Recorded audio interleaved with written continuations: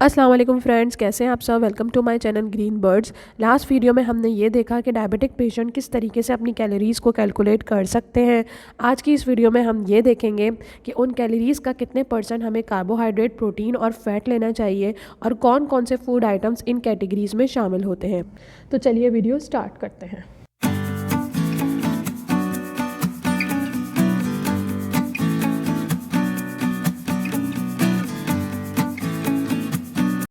तो फ्रेंड्स, ये total calories जो आपने निकाल ली, ये आप याद रखें कि ये सिर्फ 3 फूड कैटेगरीज़ में होती हैं, जिसमें कार्बोहाइड्रेट्स आ जाता है, प्रोटीन्स आ जाता है और फैट्स आ जाता है।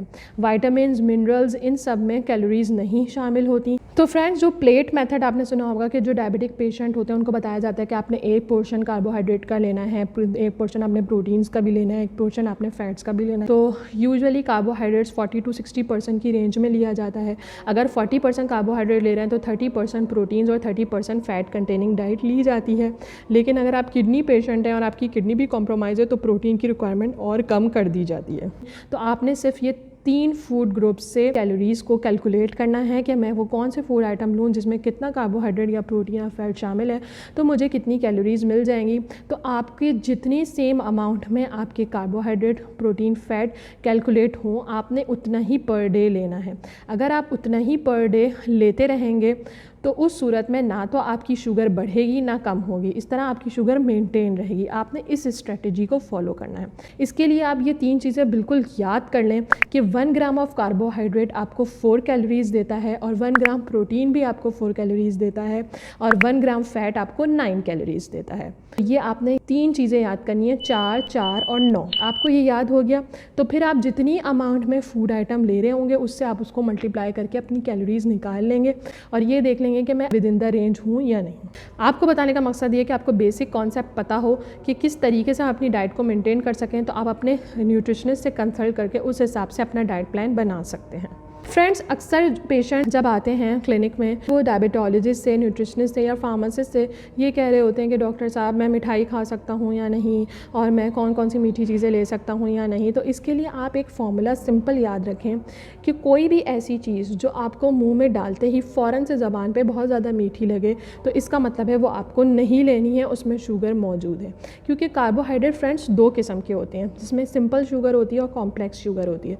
तो जो सिंपल शुगर होती है वो फ़ौरन से आपकी ज़बान पे रखते ही ब्रेक होती है और शुगर ग्लूकोज को रिलीज़ करती है और वो फ़ौरन ब्लड में रिलीज़ हो जाती है और एकदम से शुगर को बढ़ा सकती है। तो जो चीज़ें आपको मुँह ज़बान पे रखते ही मीठी लगें, इसका मतलब है वो सिंपल शुगर है। लेकिन जो कॉम्प्लेक्स कार्बोहाइड्रेट्स होते हैं वो फ़ौरन से ज़बान पे रखते ही मीठे नहीं लगते, वो स्लोली ब्रेक डाउन होते हैं और स्लोली ग्लूकोज को रिलीज़ करते हैं।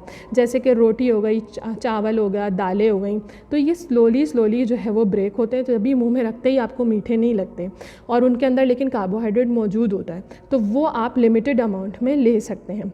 तो फ्रेंड्स, कार्बोहाइड्रेट्स के अंदर कैटेगरीज आती हैं, इसमें स्टार्चेज होते हैं, जिसमें रोटी आ गई, डबल रोटी आ गई, चावल हो गया, पास्ता हो गया, ये सब स्टार्चेज आते हैं। दूसरी कैटेगरी है वेजिटेबल और फ्रूट्स की, उसमें भी कार्बोहाइड्रेट्स मौजूद है। Third category dairy food products की है, उसके अंदर भी कार्बोहाइड्रेट होता है और इसके अलावा एडेड शुगर्स होती हैं। तो अदर एडेड शुगर्स तो आपको बिल्कुल नहीं लेनी, क्योंकि ये सिंपलेस्ट फॉर्म ऑफ शुगर है, फ़ौरन से ब्रेक होती है, फ़ौरन से रिलीज़ होती है। इसके अलावा आप अपनी कार्बोहाइड्रेट की रिक्वायरमेंट को वेजिटेबल और फ्रूट से पूरा कर सकते हैं, वो बहुत ही ज़्यादा हेल्दी है। आपको ऐसा भी नहीं करना कि आपने बिल्कुल भी कार्बोहाइड्रेट नहीं लेना, क्योंकि आपके ब्रेन को भी कार्बोहाइड्रेट की ज़रूरत है। तो आपको लिमिटेड अमाउंट किस तरह करनी है, जैसे कि मैंने बताया कि 40 to 60% तक कार्बोहाइड्रेट आपकी डाइट में शामिल होना चाहिए। लेकिन आपको किस कैटेगरी से चूज़ करना है, वेजिटेबल और फ्रूट से चूज़ करना है। इसके अलावा स्टार्चेस की कैटेगरीज़ में से आप ग्रेन्स ले सकते हैं, जैसे ओट का दलिया बना के ले लिया और बारले का दलिया बना के ले लिया, इस तरह की चीज़ें आप कर सकते हैं। चावल आप ले सकते हैं, लेकिन आप उसकी क्वांटिटी को लिमिट कर दें, क्योंकि उसके जो हाफ़ कप राइस होता है उसके अंदर 15 ग्राम ऑफ कार्बोहाइड्रेट होता है। तो जैसे मैंने बताया कि 1 ग्राम कार्बोहाइड्रेट में 4 कैलोरीज़ है, तो 15 × 4 यानी 60 कैलोरीज़। तो 60 कैलोरीज़ आपको हाफ़ कप राइस से ही मिल जाएंगी। तो उस हिसाब से आप अपनी कैलकुलेशन करके अपनी अमाउंट को सेट करना है। वेजिटेबल और फ्रूट्स बहुत ही हेल्दी होते हैं, आप उससे अपनी कार्बोहाइड्रेट की रिक्वायरमेंट को फुलफ़िल कर सकते हैं, एक्सेप्ट पोटैटोज़, जो वेजिटेबल्स में आता है, जिसमें सबसे ज़्यादा कार्बोहाइड्रेट, सबसे ज़्यादा शुगर मौजूद होती है। एकदम से ही आपको 100 ग्राम पोटैटोज़ यानी कि जो 1 कप पोटैटोज़ हैं ये आपको एकदम से 30 ग्राम ऑफ कार्बोहाइड्रेट देता है, जो कि बहुत ज़्यादा अमाउंट है, जो 120 कैलोरीज़ बनती हैं। तो पोटैटोज़ को आप वेजिटेबल्स में रिस्ट्रिक्ट कर सकते हैं। फ्रूट्स में आइटम्स में से आप सारे फ्रूट्स ले सकते हैं सिवाय मैंगोज़ और बनाना के। ये 2 फ्रूट्स ऐसे हैं जिसमें सबसे ज़्यादा कैलोरीज़ शामिल हैं, सबसे ज़्यादा कार्बोहाइड्रेट शामिल है। इसके अलावा जो डेयरी फूड प्रोडक्ट है, आपको जो मिल्क लेना है वो लो फैट मिल्क लेना है। उसका जो 1 कप लो फैट मिल्क होता है, जो 8 आउंस मिल्क होता है, वो आपको तकरीबन 12 ग्राम ऑफ कार्बोहाइड्रेट देता है, तो तकरीबन 48 कैलोरीज़ बनती हैं। तो ये तो हो गया कार्बोहाइड्रेट्स की एक्सप्लेनेशन। प्रोटीन्स, जो आप अपनी 30% प्रोटीन की रिक्वायरमेंट है वो लीन मीट से पूरा करें। चिकन अगर आप ले रहे हैं तो वो स्किन लेस आप चिकन लेंगे। आप फ़िश का इस्तेमाल कर सकते हैं, आप बीन्स का इस्तेमाल कर सकते हैं, नट्स बहुत ज़्यादा हेल्दी होते हैं, आप पीस का इस्तेमाल कर सकते हैं और आप एग्स का इस्तेमाल कर सकते हैं। इसके अलावा आप सोया प्रोडक्ट्स भी यूज़ कर सकते हैं। फ़ैट में आपको बस ये ध्यान रखना है, फ़ैट्स की जो टाइप्स होती हैं 3 किस्म की होती हैं। एक सैचुरेटेड फ़ैट होता है, एक ट्रांस फैट्स होते हैं और एक अनसैचुरेटेड होते हैं, जिसमें मोनो अनसैचुरेटेड है और पॉली अनसैचुरेटेड फ़ैट है। आपने ऐसी डाइट, ऐसे फूड आइटम लेने हैं जिसमें पॉली अनसैचुरेटेड या फिर मोनो अनसैचुरेटेड फ़ैट शामिल हो, क्योंकि वो बहुत ज़्यादा हेल्दी फ़ैट होता है। जो सैचुरेटेड और ट्रांस फैट होता है वो बहुत ज़्यादा अनहेल्दी होता है, उसके हार्ट पर बैड इफ़ेक्ट्स होते हैं।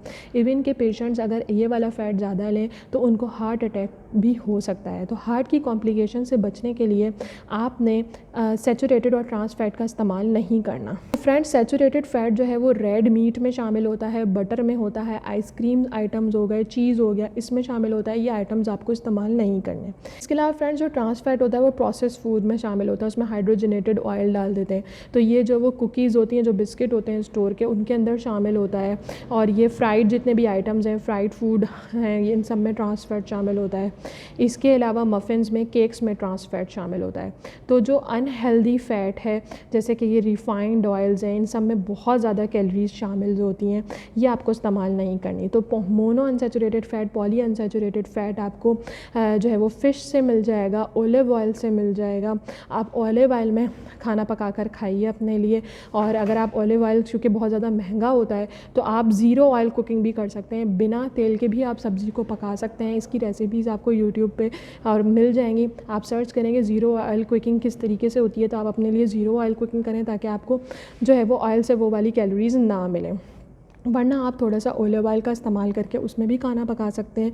तो ऑलिव ऑयल का इस्तेमाल कीजिए, फ़िश का इस्तेमाल कीजिए, नट्स का इस्तेमाल कीजिए। आपको पॉली अनसैचुरेटेड और मोनो अनसैचुरेटेड फ़ैट, जो कि बहुत ज़्यादा हेल्दी फ़ैट होता है, वही मिलेगा। इससे यही होगा इस डाइट से कि आपका कोलेस्ट्रॉल भी नहीं बढ़ेगा, मेंटेन रहेगा और आपको गुड कोलेस्ट्रॉल मिलेगा, जैसा कि मैंने अपनी ABC वाली वीडियो में आपको बताया था। तो फ्रेंड्स, अब आपके जहन में ये सवाल उठ रहा होगा कि भाई हमें तो नहीं पता कि हम बनाना ले रहे हैं तो हम कौन सा फ्रूट ले रहे हैं, तो उसमें कितनी कैलोरीज़ शामिल होती हैं, राइस में कितनी होती है, कैसे हम याद रखेंगे और कैसे कैलकुलेट करेंगे। तो इसके लिए मैंने एक आसान सा टेबल आपके लिए डिज़ाइन कर दिया है, ये देखेंगे हम नेक्स्ट वीडियो में। Thank you.